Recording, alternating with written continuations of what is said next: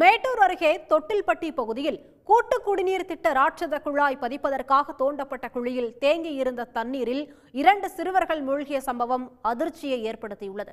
கூடுதல் விவரங்களோடு நிகரார் செய்தியாளர் ஜீனித். வணக்கம். விவரங்கள். வணக்கம்.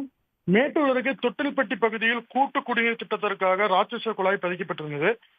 தோண்டப்பட்ட குழாயில் தேங்கியிருந்த தண்ணீரில் 2 சிறுவர்கள் மூழ்கியதால் பரபரப்பு ஏற்பட்டிருக்கிறது.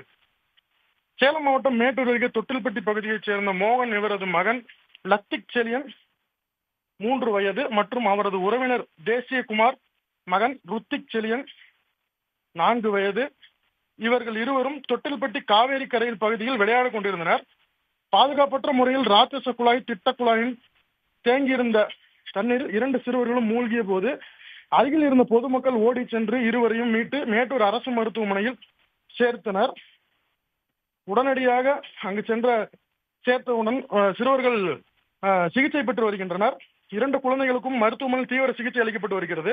இது குறித்து தகவல் அறிந்த மேட்டூர் வட்டாட்சியர் ரமேஷ் மற்றும் வருவாய் ஆய்வாளர் வெற்றிவேல் ஆகியோர் சம்பவ இடத்திற்கு சென்று விசாரணை மேற்கொண்டு வருகின்றனர்.